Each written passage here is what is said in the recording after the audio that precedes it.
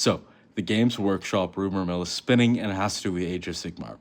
Basically, the rumor is Age of Sigmar is getting a hard reboot, and we're getting, instead of the astral planes and the gates, one planet with multiple continents. I, for one, am very excited about this.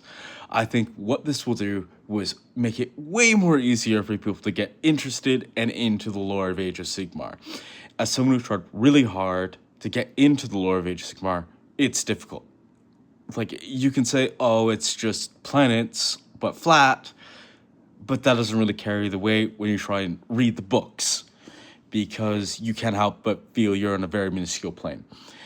Basically, what's happening is a really good thing. Outside of certain things, such as like some gods getting squatted, some gods being MIA, and if the rumor that Sigmar is basically going to become the Emperor from 40k redone, it makes Sigmarines even more laughable. You can tell I'm a chaos enjoyer.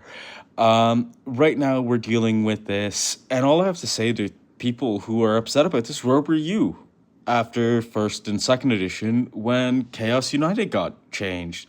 Where people who spent money, time, and energy on painting these united forces, like me, who made a Skaven Khorne united army, get screwed?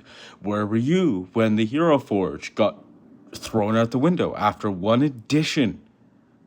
And it's hard to try and find people who are willing to play with you if you have a champion like that. Like, I remade Queek Headtaker. I remade Malobade. And if you don't know who Malobade is, I don't think you have any right to be complaining about any changes in Age of Sigmar, because you don't even know the full scale of the lore. Like, this is the thing, is if you're playing Age of Sigmar, you have to understand Warhammer Fantasy Battle lore. Like, it's one continuous story. And you refuse to accept that half, because half of you weren't even born when Warhammer Fantasy Battles came out.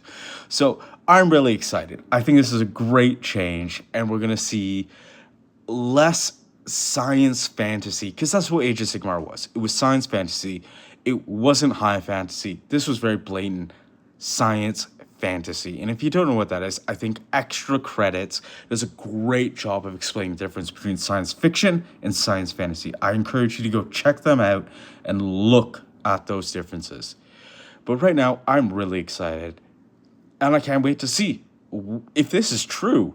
I think we're going to see a lot more people coming from Total Warhammer into Age of Sigmar, and it's going to be great. We're going to see more people invested in the lore, and hopefully more YouTube channels explaining the lore.